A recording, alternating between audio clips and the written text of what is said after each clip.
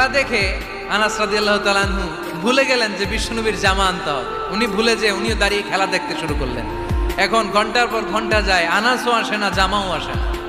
বিশ্বনবী ভাবলেন, হায় রে, আনাস মনে হয় ভুলে গিয়েছে, কি আর করা, যাই নিজের জামা নিজেই নিয়ে আসে। বিশ্বনবী বের হলেন জামা আনতে।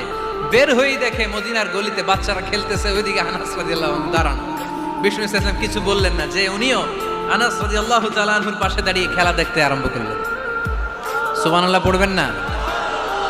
সাইয়েদানা আনাস খেলা দেখতে দেখতে দেখতে দেখতে দেখতে দেখতে হঠাৎ বিশ্বনবীর দিকে চোখ পড়ে গেছে। বিশ্বনবীর চোখের দেখে যখন সাইয়েদানা আনাস রাদিয়াল্লাহু তাআলা আনহুর চোখ পড়ে গেছে, সাইয়েদানা আনাস বলে, আমার কলিজাটা এখান থেকে এদিকে চলে আসছে ভয়ে।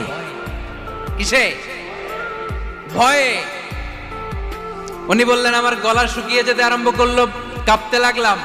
হায় হায়, এখন আমার মনে পড়ছে বিশ্বনবীর জামা আনতে পাঠাইছিল, ভুলে গেছে খেলার আবেশে পড়ে।